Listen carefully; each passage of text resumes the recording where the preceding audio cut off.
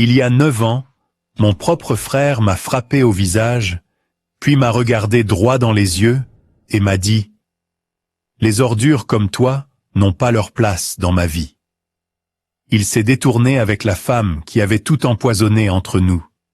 Pas d'appel, pas d'anniversaire, juste le silence. Avance rapide. J'ai travaillé dur pour m'élever à partir de rien. Je suis devenu PDG. J'ai acheté une villa en bord de mer, et devinez qui s'est présenté le lendemain matin, souriant, valise à la main. Hé, petit frère, tu as de la place pour la famille? Il pensait que j'oublierais. Il pensait que je céderais. Mais ce que j'ai fait ensuite, ils ne l'ont jamais vu venir. L'air sentait le charbon de bois, la bière et trop de fausses politesses. C'était un dimanche soir chaud à Charleston, en Caroline du Sud. Le jardin de mon frère Caleb bourdonnait des suspects habituels, des cousins qui se retrouvent, des oncles ivres de bière légère, quelqu'un qui faisait brûler des côtes sur le grill et prétendait savoir ce qu'il faisait. Je me tenais à l'écart, un gobelet en plastique à la main, hochant la tête, souriant, faisant semblant. Je ne voulais pas être là, mais je continuais de me présenter chaque année, espérant que cette fois serait différente, qu'ils arrêteraient peut-être de me traiter comme un reste. Ma belle-sœur, Vénus, portait son habituel faux sourire. Elle flottait d'un groupe à l'autre comme une débutante du Sud devenue reine des abeilles. Tout chez elle disait « Je possède cette famille ».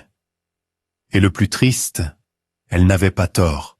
« Cale, chérie », dit-elle trop fort, posant sa main manucurée sur mon épaule, comme si elle faisait une œuvre de charité. « Toujours entre 2 emplois, hein? Ça doit être agréable, tout ce temps libre. » Cela a touché plus fort qu'une gifle. Quelques personnes à proximité ont gloussé, doucement, nerveusement, mais assez pour que ça pique. Caleb n'a rien dit. Il a juste repris une gorgée de sa bière, les yeux fixés sur la pelouse, comme si elle lui devait quelque chose. « Je suis en freelance maintenant », ai-je répondu, gardant ma voix calme. « C'est flexible. Ça paie bien. » Venu pencha la tête.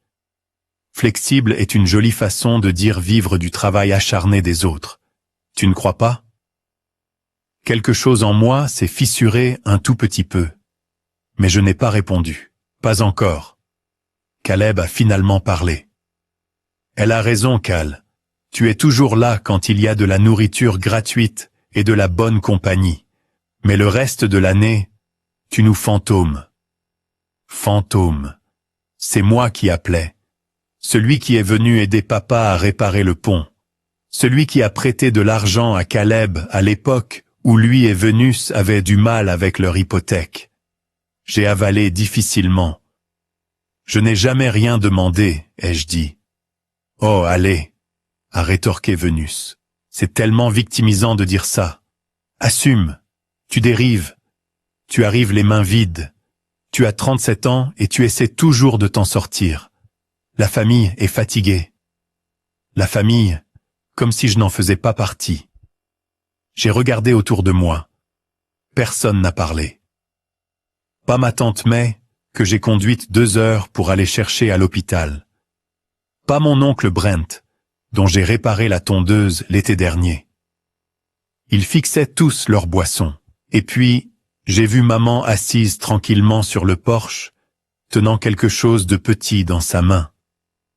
Elle a croisé mon regard, puis a détourné les yeux. Son expression était illisible, comme si elle ne voulait pas faire partie de ça, mais qu'elle n'allait pas intervenir non plus.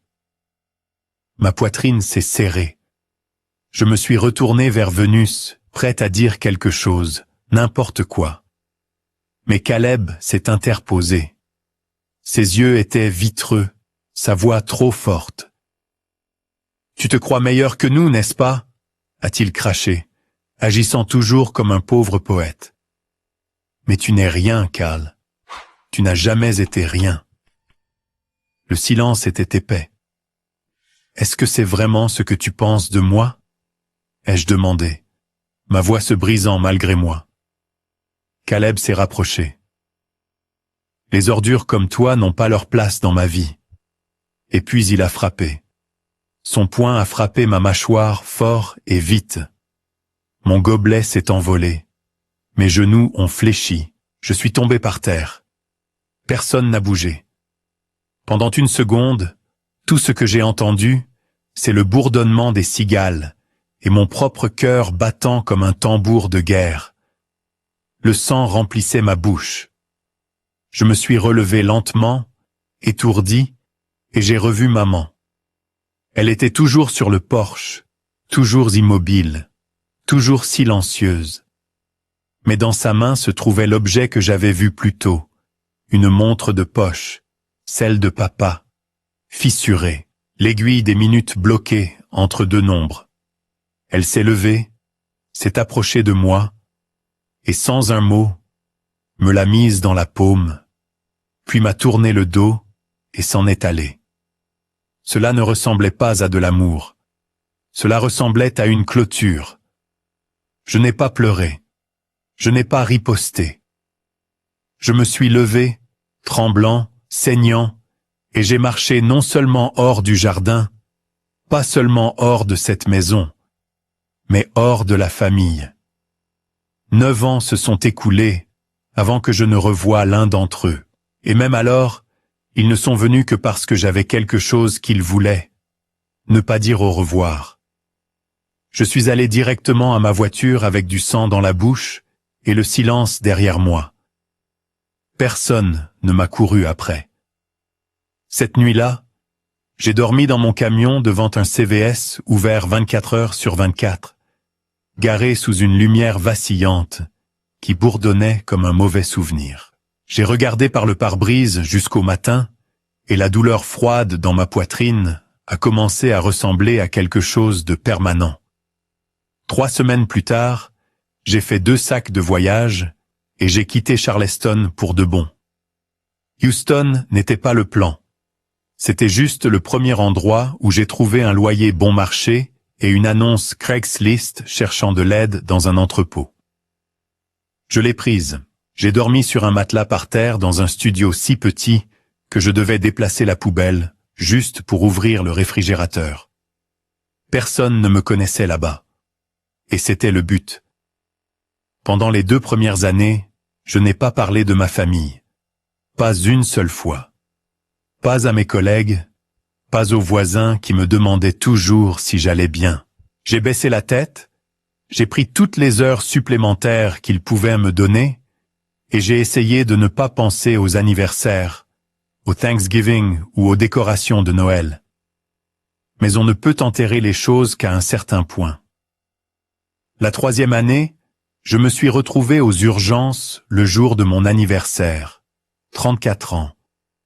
J'avais perdu connaissance à cause de la déshydratation, d'un coup de chaleur après avoir chargé des camions toute l'après-midi au soleil. Quand je suis revenu à moi, l'infirmière m'a demandé si quelqu'un venait me chercher. J'ai dit non. Je lui ai dit que j'appellerais quelqu'un, mais je ne l'ai pas fait. Je suis rentré de l'hôpital avec une prescription dans une poche et une référence pour une thérapie dans l'autre. Je n'ai jamais rempli l'une ou l'autre. Je n'étais pas encore en colère, juste creux. Ça, c'est venu plus tard. À la 5e année, le silence n'était plus seulement douloureux. Il commençait à sembler personnel. Caleb n'a jamais donné de nouvelles. Pas même après que j'ai déménagé. Pas même après que j'ai publié une fois sur Facebook que j'étais à l'hôpital. Juste un j'aime de quelqu'un que je ne connaissais même pas. C'est là que j'ai écrit la lettre. Je n'ai pas écrit pour me disputer. Je n'ai pas écrit pour revenir sur cette nuit. J'ai juste dit qu'il me manquait. J'ai dit que j'espérais que nous pourrions parler. Peut-être pas tout de suite. Peut-être pas en personne. Juste quelque chose. Je l'ai posté à son adresse à Charleston. Pas d'adresse de retour, juste son nom. Il m'a fallu 3 semaines pour obtenir une réponse. Mais ce n'était pas l'écriture de Caleb sur l'enveloppe. C'était Vénus. À l'intérieur se trouvait une lettre tapée, froide, précise, clinique. Elle commençait par « Cal, ton incapacité à assumer la responsabilité de la douleur que tu as causée à cette famille est épuisante. » Elle parlait de mon schéma de victimisation, comment je drainais les gens émotionnellement, comment Caleb avait refait sa vie. Il y avait une phrase dont je me souviens mot pour mot. Tu n'as jamais été coupé des ponts. Tu ne pouvais tout simplement pas supporter les conséquences de ta propre égoïsme. Je l'ai lu 2 fois, puis une 3e fois. En bas, aucune signature de Caleb, juste la sienne. Elle l'avait interceptée. Il n'avait jamais vu ma lettre. C'est à ce moment-là que j'ai réalisé que je pouvais hurler dans le vide pour toujours. Personne ne viendrait me sortir de là. J'ai regardé cette lettre pendant des heures, la façon dont elle formulait tout comme si j'étais un parasite qui avait finalement été retiré. J'ai essayé de me dire que peut-être elle le protégeait, que peut-être il ne s'en souciait vraiment pas assez pour demander. Mais au fond, je savais. Cette nuit-là, je me suis tenu sur le balcon de mon appartement, au 5e étage, face à un parking de supermarché, et j'ai déchiré la lettre en morceaux. Je les ai laissés se disperser dans le vent comme s'ils n'avaient jamais été écrits. Puis je suis retourné à l'intérieur, j'ai ouvert mon ordinateur portable, et j'ai commencé à chercher des cours du soir. Comptabilité, commerce. Je ne savais pas ce que j'allais faire. Mais je savais une chose. J'en avais fini d'être celui qui attendait la permission de guérir. Il voulait le silence. Il l'aurait, mais pas de la manière dont il pensait. Parce que le silence ne signifie pas toujours la paix. Parfois, cela signifie la permission. La permission de construire quelque chose sans eux. La permission de grandir sans leur bénédiction. La permission de prendre chaque once de cette douleur et de la transformer en carburant. Alors, j'ai arrêté de poser des questions, j'ai arrêté d'attendre, et j'ai décidé que si j'allais être seul, j'allais au moins être puissant. Je ne l'ai pas annoncé, vous savez. Je n'ai pas posté de citation sur les réseaux sociaux, ni acheté un journal avec le mot « hustle » dessus. Je me suis juste mis au travail. Le lendemain de la déchirure de la lettre de Vénus, j'ai ouvert un vieil ordinateur portable que quelqu'un m'avait donné pour 20 $. Il toussait plus fort que la climatisation de mon appartement, mais il s'allumait. C'était suffisant. J'ai commencé à regarder des vidéos YouTube sur le codage, JavaScript, Python, tout ce qui avait l'air assez compliqué pour effrayer la plupart des gens. Puis j'ai recommencé depuis le début, encore et encore. J'ai échoué à tous les exercices au début. Je ne pouvais pas faire à un bouton ce qu'il était censé faire. Je ne comprenais pas comment fonctionnaient les boucles. Mais la frustration, c'était mieux que le silence. Je chargeais des camions dans le parc d'expédition jusqu'à 3 heures du matin, puis je dormais quelques heures, je me levais et je retournais à l'écran. Je n'avais pas de petit ami, pas de projet de week-end, pas de distraction, juste cette voix au fond de ma tête, la sienne, disant « Tu ne bâtiras jamais rien par toi-même ». Cette voix me suivait comme une ombre. Chaque fois que je voulais abandonner, je l'entendais. Quand j'ai finalement réussi à faire fonctionner mon premier programme Hello World, j'ai murmuré « Prends ça, Vénus ». 2 ans plus tard, j'avais construit quelque chose de décent. Une application simple pour planifier les expéditions d'inventaire destinées aux petits entrepôts, comme celui où je travaillais. Je l'ai montré à mon patron. Il a cligné des yeux devant l'écran, s'est gratté la barbe, puis a dit Tu as construit ça toi-même. Ce mot, toi-même. J'ai hoché la tête. Une semaine plus tard, le beau-frère de son frère, un certain gars dans le domaine, l'a envoyé à une entreprise de la ville qui faisait des logiciels de logistique. Ils ont demandé à me rencontrer. Je suis arrivé dans un blazer de friperie, nerveux et transpirant sous ma chemise. Le gars qui m'interviewait avait l'air de ne pas avoir dormi depuis 3 jours. Il a fait défiler ma démo en silence, puis m'a regardé et a dit « Tu es brute, mais tu es réelle. On peut travailler avec ça. » C'était la première fois de ma vie d'adulte que quelqu'un d'autre qu'un caissier de supermarché me disait que j'avais de la valeur. Ils m'ont embauché à un niveau junior.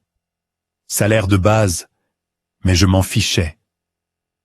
Je me souviens m'être assis dans cette vieille voiture sur leur parking, serrant le volant à 2 mains, murmurant « Tu l'as fait, mec, tu l'as fait. » 6 mois plus tard, ils m'ont promu à temps plein.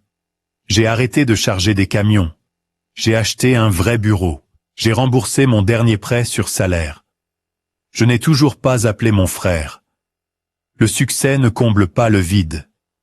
Il en change juste la forme. Le printemps suivant, mon entreprise m'a envoyé à une conférence technologique à Austin. Je n'ai presque pas voulu y aller. Je ne possédais pas une seule chemise boutonnée qui n'ait pas une tache, mais mon manager a dit « C'est une bonne exposition. » Serrer des mains, manger la nourriture gratuite. Alors j'y suis allé. Parcourir le salon était comme entrer dans une autre planète. Des stands polis, des gens avec des titres fantaisistes, de jeunes PDG distribuant des cartes de visite comme des bonbons, et puis, sans prévenir, quelqu'un a appelé mon nom. Kyle.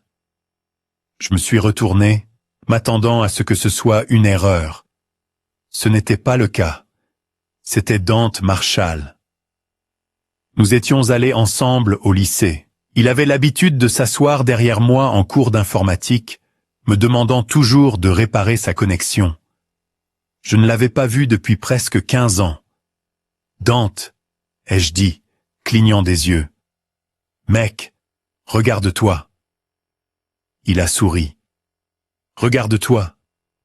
Je ne pensais pas te revoir dans un endroit comme celui-ci. » Nous avons fini par prendre un café à l'angle du lieu, loin du bruit. Il s'est avéré que Dante était entré dans le capital risque. Il avait cofondé quelques startups et recherchait des talents pour un nouveau projet axé sur l'IA. Nous avons parlé pendant 1 heure. Je lui ai dit un peu sur mon application, sur l'entreprise. Pas tout, juste assez. Puis il s'est penché et a dit « Tu sais, au lycée, j'ai toujours pensé que tu étais trop intelligent pour rester coincé dans cette ville. » J'ai souri, mais je n'ai rien dit. Puis, il a dit « Nous construisons quelque chose. C'est à un stade précoce. Nous avons besoin de quelqu'un qui comprend le code, mais qui comprend aussi la douleur, les choses de la vraie vie, pas seulement les algorithmes. » Cela m'a fait me redresser. « Écoute, » a-t-il dit, « j'ai des gens avec des MBA qui font la queue pour ça, mais ils n'ont jamais été frappés au visage par leur propre famille, jamais dormi dans leur voiture. Toi, tu l'as fait? Cela signifie que tu penseras différemment. Cela m'a frappé plus fort que n'importe quelle offre d'emploi n'aurait pu le faire. Pourtant, j'ai hésité. Je lui ai dit que j'y réfléchirais. Cette nuit-là, de retour à l'hôtel, je me suis assis dans le noir et j'ai pensé à tout ce que j'avais vécu. À Charleston, à Caleb, au cou, à Vénus et à sa lettre froide. Tu ne bâtiras jamais rien par toi-même.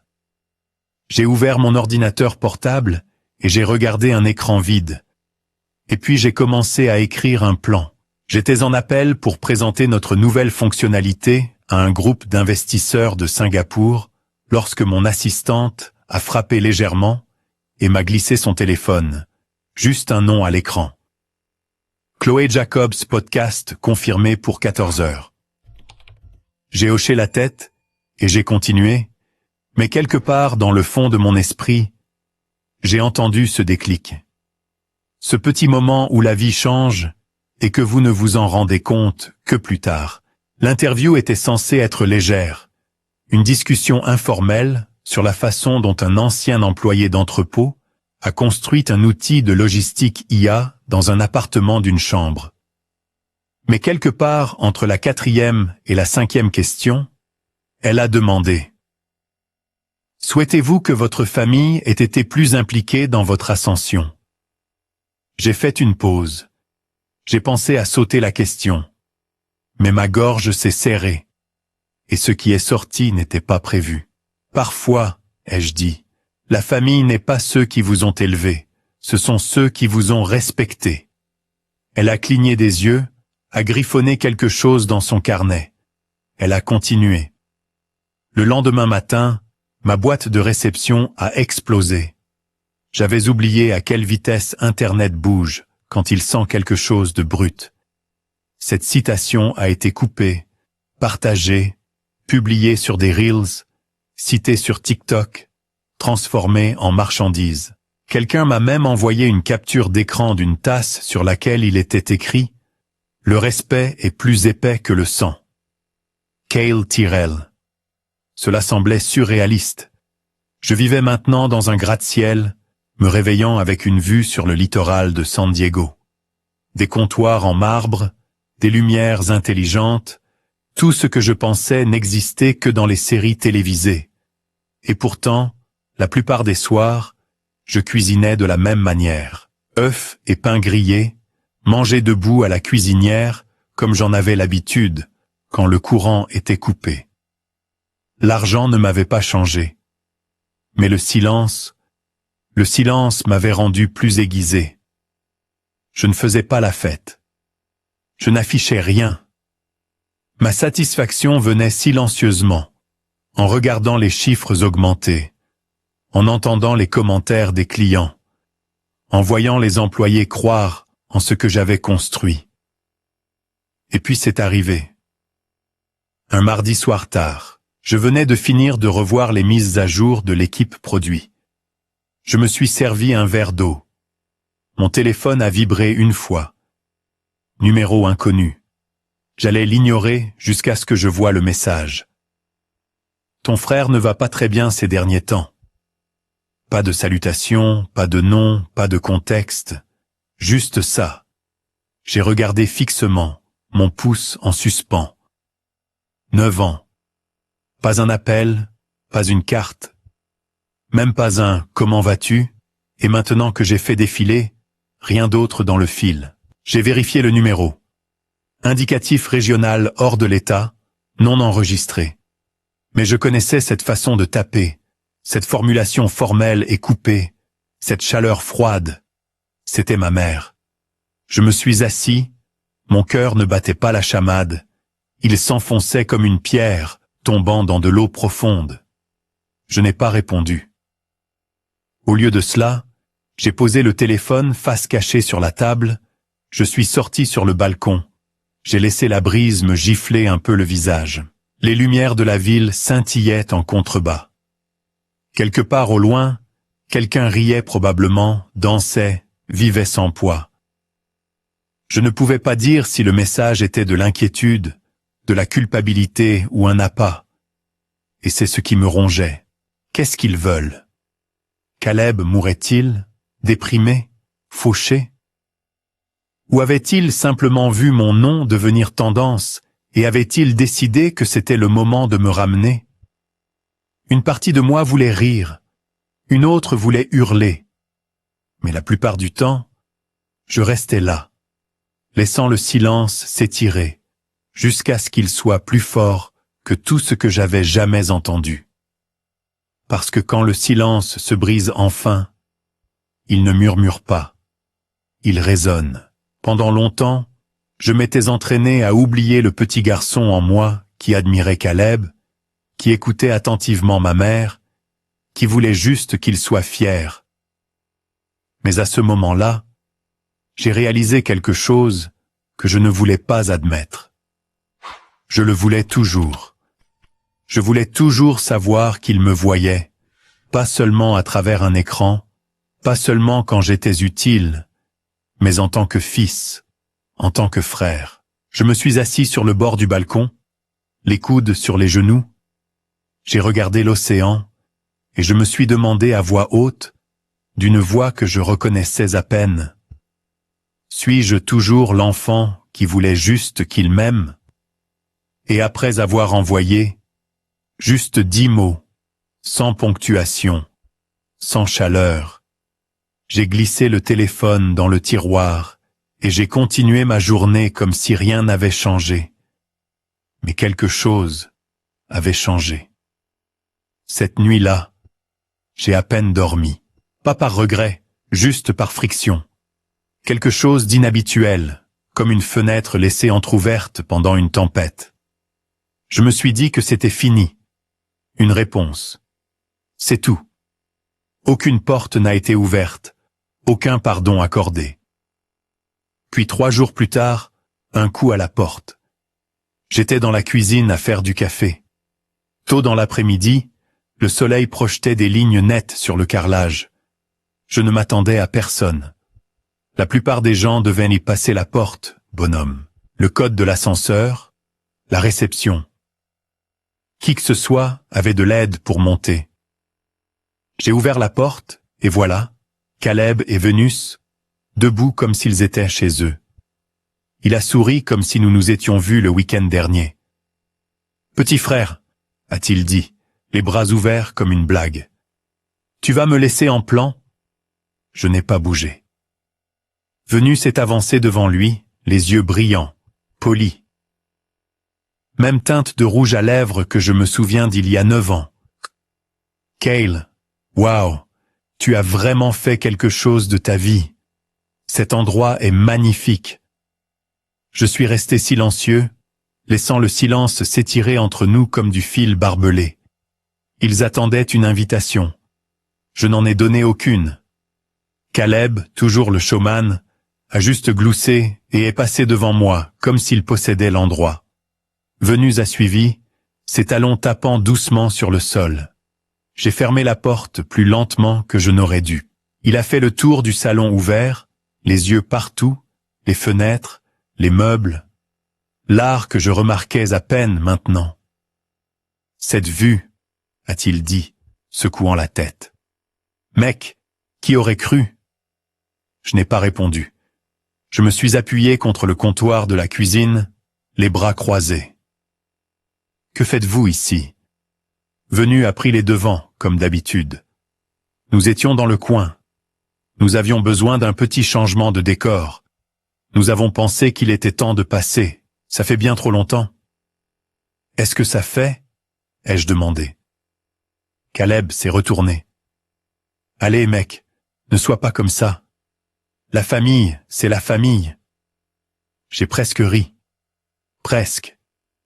Il s'est assis sur le canapé comme si c'était sa place. Comme s'il ne m'avait jamais mis la main dessus. Comme s'il m'avait regardé saigner sur le trottoir et m'avait laissé en plan. Je pouvais sentir ça monter dans ma poitrine. Cette lente montée. Pas de la rage. Pas encore. Juste de la pression. Vénus s'est perchée sur la coudoir. « Tout est grâce et calcul », a-t-elle dit, tirant les mots. Les choses ont été un peu serrées de notre côté ces derniers temps. Rien de dramatique, juste vous savez comment l'économie a été. Je n'ai pas répondu. J'ai juste regardé ses lèvres bouger, ses boucles d'oreilles se balancer. Elle a souri. Quoi qu'il en soit, nous pensions que tu avais cet endroit immense, bien plus que ce qu'une personne a besoin. Nous avons juste besoin d'un endroit où traîner pendant quelques semaines. Rien de permanent, juste un endroit doux pour atterrir. Une pause calculée pour la famille. Ce mot encore.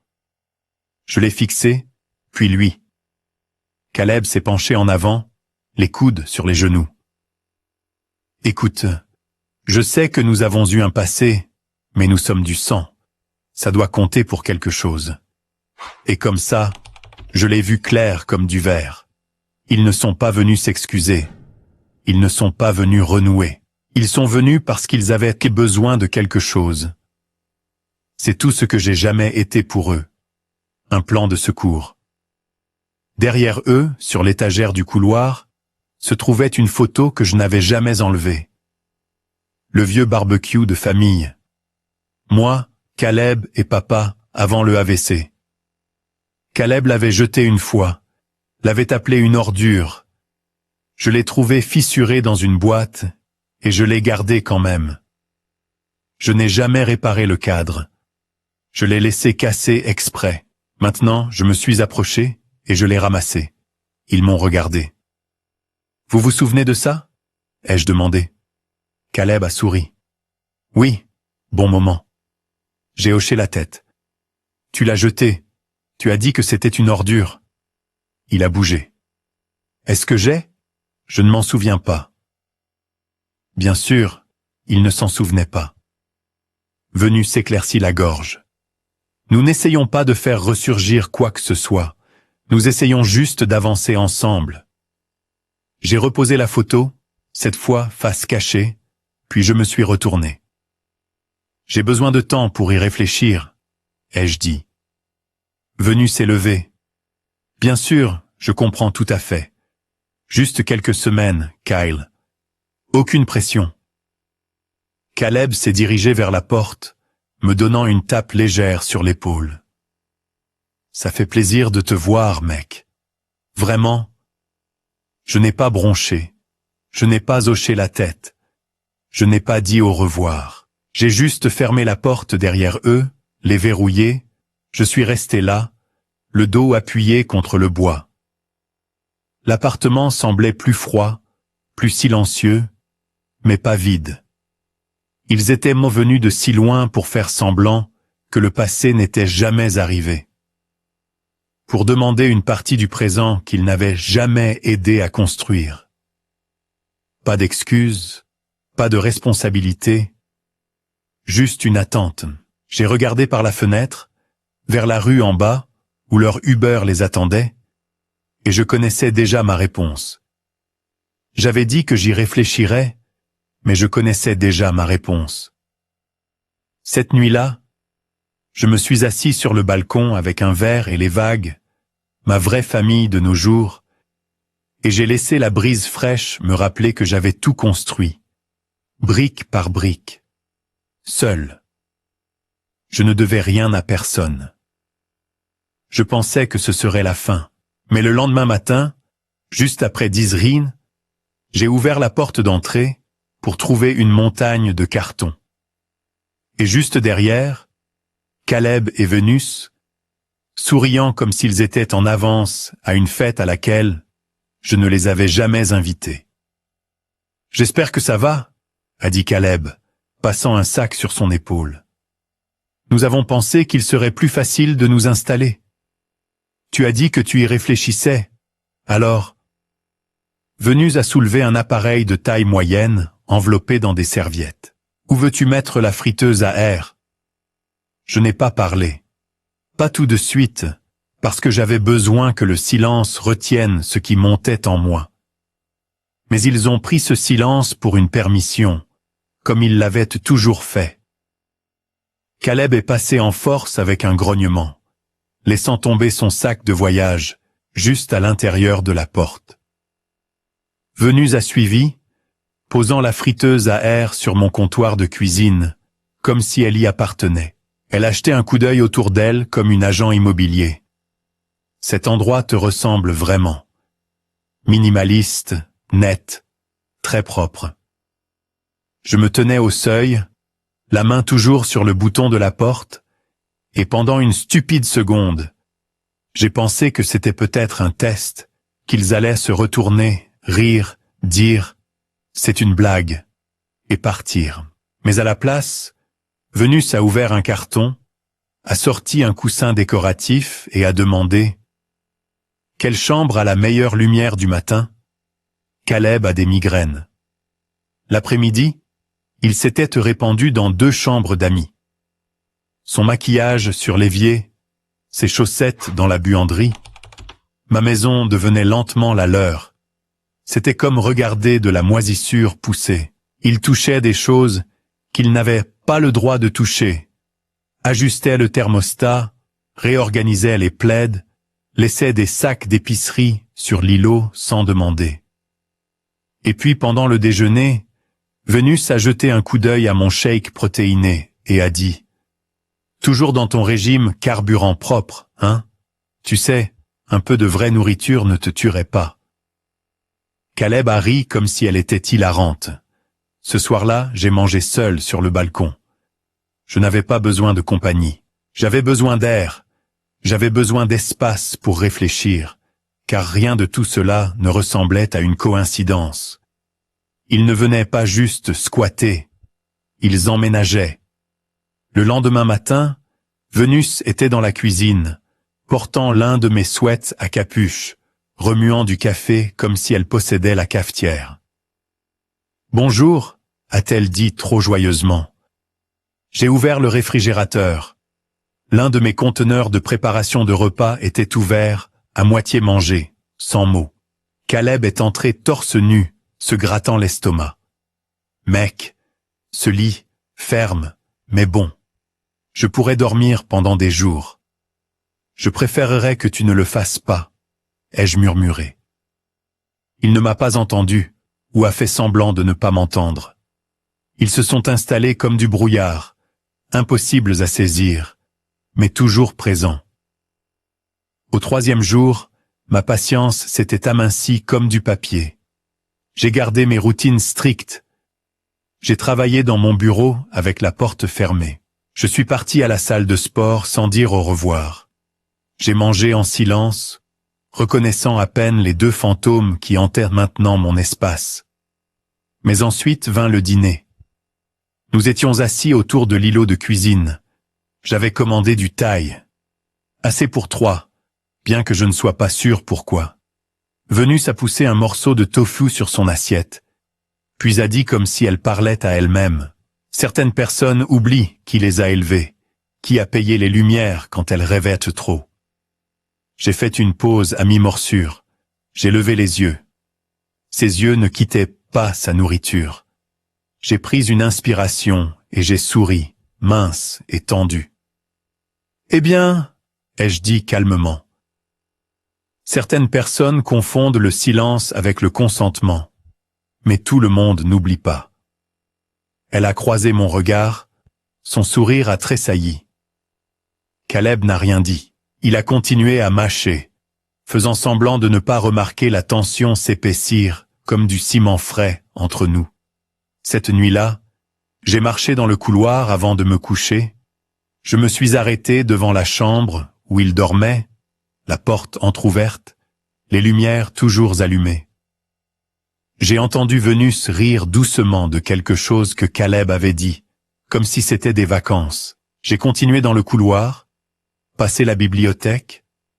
Je me suis arrêté devant la photo encadrée, toujours fissurée, toujours la mienne. Je suis resté là longtemps à la regarder. C'est là que ça m'a frappé. Ce n'était pas de la famille, c'était des squatteurs. Et s'ils ne partaient pas d'eux-mêmes, je les montrerais à la sortie, selon mes conditions.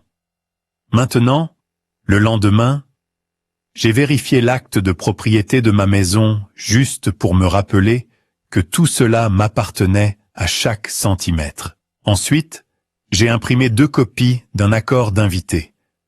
Je me suis assise à l'îlot de cuisine. J'ai attendu. Ils sont arrivés vers midi. Caleb bâillant, Vénus au téléphone. « Bonjour » a-t-elle dit comme si nous étions colocataires, comme si le passé n'était pas arrivé. J'ai fait glisser les documents sur le comptoir, je n'ai rien dit. Caleb a haussé un sourcil, en a ramassé un. « Qu'est-ce que c'est » a-t-il demandé, essayant de rire, mais il y avait une lueur derrière sa voix, comme s'il savait déjà. J'ai gardé mon ton plat. « Vous êtes des invités. Ceci décrit ce que cela signifie. » Vénus a jeté un coup d'œil. Son sourire a vacillé. Caleb a parcouru la première page. Mec, allez. Sérieusement? Des documents juridiques? Je n'ai pas répondu. J'ai juste rencontré ses yeux. J'ai attendu. Il a feuilleté la deuxième page. Tu as fait rédiger ça par un avocat? Oui, Vénus a fait le tour de l'îlot, a ramassé la deuxième copie. Son silence a traîné un battement trop long. Aucune altération de propriété. Aucun invité sans permission. Les espaces communs restent à la discrétion du propriétaire. Elle l'a lu comme si elle goûtait quelque chose de aigre. Séjour maximum 30 jours. Elle l'a posé lourdement. Waouh, a-t-elle marmonné. Tu penses vraiment que ça fait de toi quoi? Mieux que nous? Non, ai-je dit. Ça fait de moi Claire. Caleb secoua la tête, ricanant. C'est froid, mec. Je l'ai regardé. J'ai laissé le silence s'étirer. Il ne s'agit pas de froideur, ai-je dit. Il s'agit de respect. Vénus s'est penchée, les bras croisés. Sa voix était plus tranchante maintenant. Tu sais, tu te balades ici comme un roi fait maison, mais tu ne te souviens même pas qui t'a nourri quand tu avais 15 ans, qui a payé ton ticket de bus quand tu étais fauché. Je me souviens de tout, ai-je dit. C'est pourquoi ce n'est pas une faveur. C'est une ligne. Caleb a essayé de désamorcer. Nous sommes une famille. Les familles ne font pas ce genre de choses. Les familles n'emménagent pas chez toi sans demander. Il n'a pas eu de réponse. Mais Vénus, elle, a craqué. Tu penses que tu es au-dessus de nous maintenant? A-t-elle sifflé. Tu ne sais même pas ce qu'il a fait pour cette famille. Caleb tourna la tête rapidement. Vénus, arrête. Elle était déjà partie. Non, a-t-elle aboyé. Il veut la vérité. Donnons-la lui. Puis sa voix s'est brisée, aussi nette que du verre brisé sur du carrelage. Il a perdu notre maison, Cal. Tout. La pièce est devenue silencieuse. Caleb avait l'air comme si quelqu'un lui avait retiré l'air des poumons. Vénus a continué, amer maintenant, se déroulant. Le blackjack, les paris sportifs, les prêts. Je l'ai supplié d'arrêter, mais ça ne servait à rien. Il continuait à le chasser comme si la prochaine main allait régler les choses. Elle a pointé vers le plafond. C'est pour ça que nous sommes ici. Pas parce que tu nous manques, mais parce que nous n'avions nulle part ailleurs où aller. Caleb n'a pas nié. Il est resté là à regarder. Je me suis assis en arrière dans ma chaise. J'ai senti quelque chose changer en moi. Pas de sympathie, pas de colère, mais du contrôle. Pour la première fois depuis des années, je ne me sentais pas comme le petit frère qui nettoyait le désordre de quelqu'un d'autre. Je me sentais solide, ancré. Vénus s'essuya les yeux. Elle ne pleurait pas. Pas vraiment. Juste acculée. Tu veux que nous signions ton précieux petit papier? A-t-elle claqué. Fine. Elle a attrapé un stylo sur le comptoir, a écrit son nom en bas, puis l'a poussé vers Caleb. Il a hésité, mais il a signé. Non pas parce qu'il le voulait, mais parce qu'il n'avait pas le choix. Alors qu'ils quittèrent la cuisine, je me suis levé et je me suis dirigé vers la bibliothèque. J'ai déplacé une pile de magazines technologiques. La photo était toujours là, toujours fissurée, toujours visible. Je ne l'ai pas réparée. J'ai juste fait de la place à côté. J'ai posé les documents signés juste à côté. Je les ai laissés côte à côte. Un passé brisé et une limite tracée, et ils l'ont signé. Mais le regard dans leurs yeux disait autre chose. Ce n'est pas fini, et je les crois. 3 jours passèrent, calmes, tendus.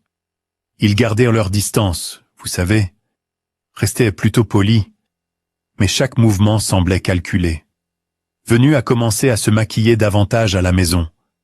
Caleb sifflait en passant devant mon bureau, comme s'il essayait trop fort d'avoir l'air détendu. Ils ont cuisiné un soir, un grand dîner. Ils m'ont dit qu'ils essayaient de réparer les choses. Je n'ai pas touché à la nourriture. Plus tard dans la nuit, le tonnerre a grondé sur la côte. Le vent hurlait à travers les fissures des vitres, faisant trembler le verre juste assez pour donner l'impression que tout l'endroit pouvait s'effondrer. Vers 2h40 du matin, je me suis réveillé au son de mon téléphone qui vibrait. Au début, j'ai pensé que c'était une alerte d'urgence, un avertissement météorologique, peut-être. Mais ce n'était pas ça. C'était pire. Des douzaines de notifications, d'appels manqués, de textes, d'emails. Puis les messages ont commencé à apparaître plus vite que je ne pouvais les ouvrir. Qu'est-ce qui se passe, mec? Est-ce que c'est réel? Cette vidéo de toi criant sur une femme, elle devient virale. Carl, tu vas bien? J'ai cligné des yeux à l'écran. Les mots n'avaient même pas de sens. Puis j'ai vu la vidéo. C'était haché, mauvais éclairage, manifestement pris de la vidéosurveillance, de ma propre vidéosurveillance. Ils avaient utilisé mes propres caméras. Dans le clip, je me tenais dans la cuisine, les bras levés, pas de colère, mais en pleine explication, parlant fermement. Oui, mais sans crier. Dans le montage, cependant, cela sonnait comme si je hurlais. Ils avaient ajouté un audio de femme qui pleure. Pas de vrais pleurs, en boucle, faux, creux, juste assez pour donner le ton. La voix ressemblait à celle de Vénus. Ils avaient même brouillé son visage, comme si c'était une sorte de dossier criminel à la télévision. La légende disait « Le fondateur d'une entreprise technologique milliardaire, surpris en caméra lors d'une dispute domestique. » À 3h15 du matin, la vidéo avait atteint 2 millions de vues. Mon corps s'est glacé. Je suis resté assis longtemps. Téléphone en main, esprit vide. Pas de rage. Pas de panique. Juste la lente réalisation. C'était ça, le coup monté. Ils ne pouvaient pas entrer par la porte d'entrée. Alors maintenant, ils essayaient de mettre le feu à la maison. Mais ce qu'ils ne savaient pas, ce qu'ils n'avaient jamais pris la peine de considérer, c'est que j'avais appris quelques leçons après cette effraction dans mon bureau l'année dernière. La paranoïa peut être laide, mais elle peut aussi être intelligente. Je me suis levé, j'ai traversé la maison dans le noir. La tempête dehors couvrait le son de mes pas. Caleb et Vénus dormaient encore. Je ne suis pas entré dans leur chambre. Au lieu de cela, je suis allé dans mon bureau.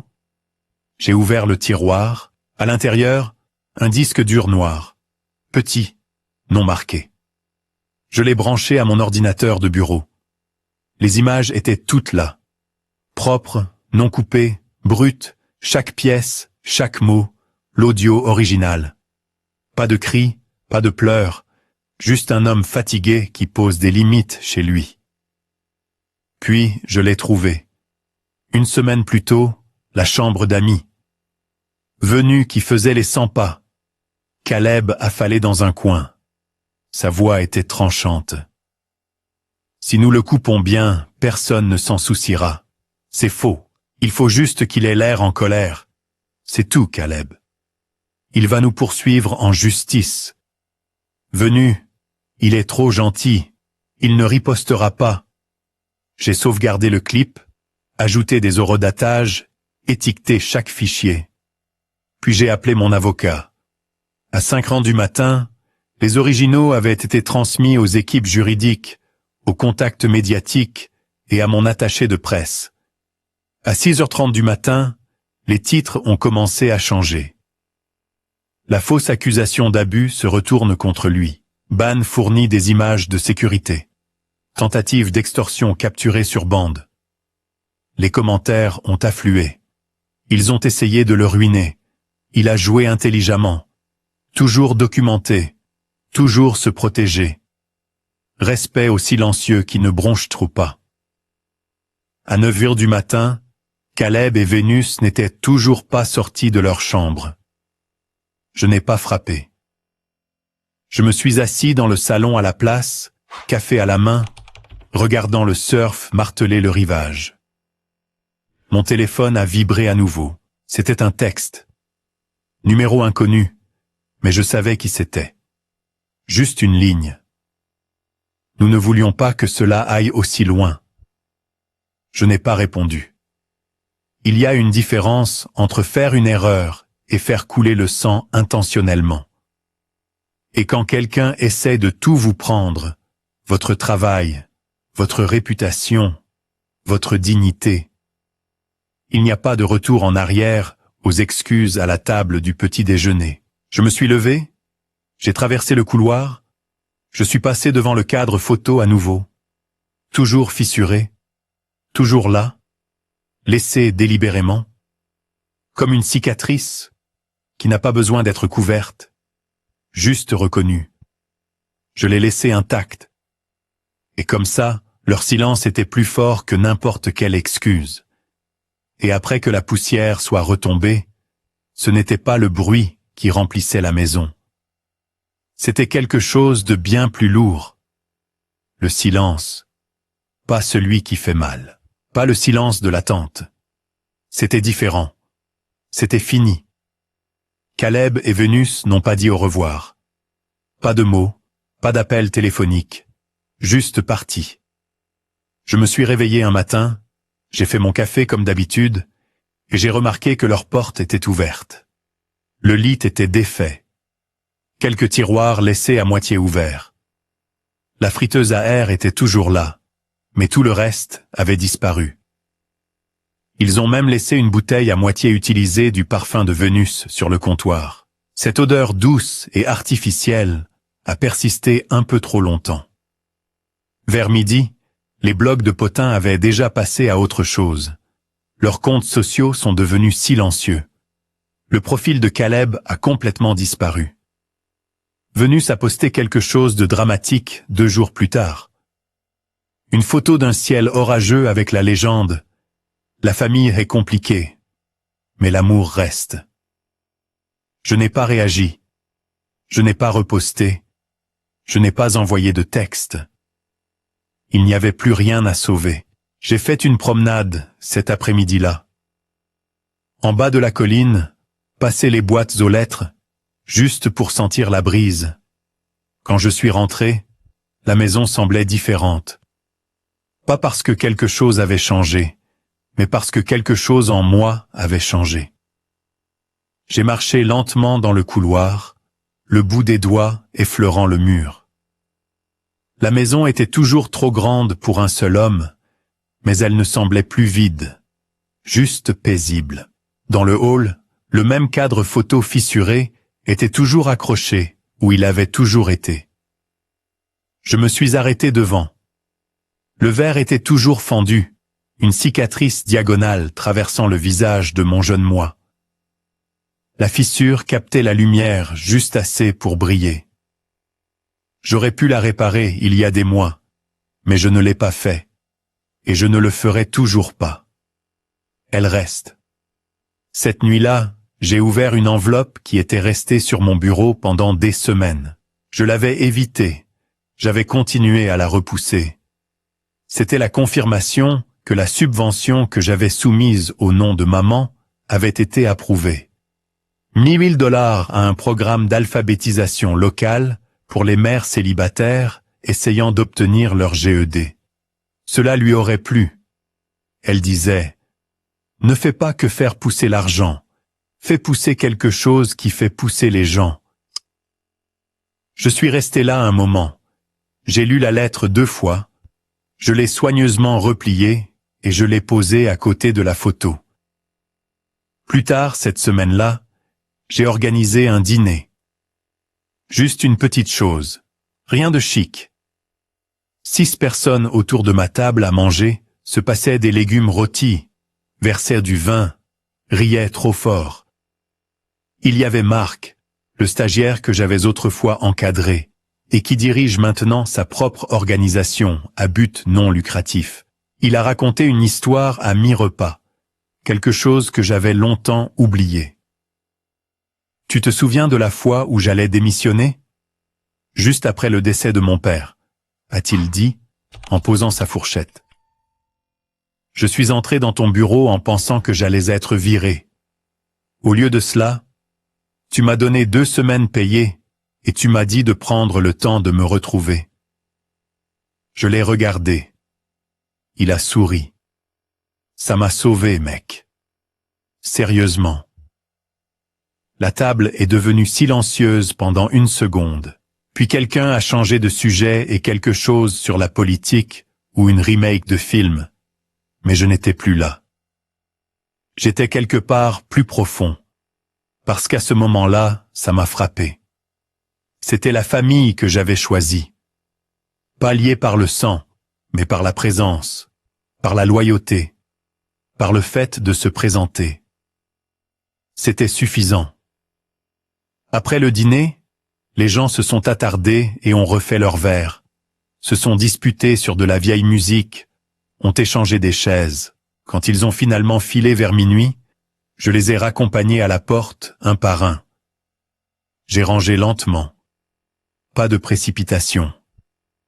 Puis je me suis versé un dernier verre de vin, j'ai éteint les lumières de la cuisine, et je me suis tenu à la fenêtre avant. Dehors, l'océan était agité, mais pas en colère. La marée se brisait avec un rythme doux et régulier, presque comme une respiration. Je suis resté là un moment. La maison derrière moi ne ressemblait plus à une forteresse, elle ressemblait à un endroit que j'avais gagné. Brique par brique, cicatrice par cicatrice. J'ai siroté mon vin et j'ai murmuré. Pas à personne, juste à l'air devant moi. Ils pensaient d'un pouvoir me briser, mais ils m'ont seulement aidé à construire des murs qu'ils ne franchiront plus jamais. J'ai jeté un dernier regard vers le couloir où la photo pendait de travers, le verre fissuré, le souvenir intact. Puis je me suis détourné et je suis retourné dans le silence. Certaines fins n'ont pas besoin de bruit, juste du son d'une porte qui se ferme enfin et qui reste fermée.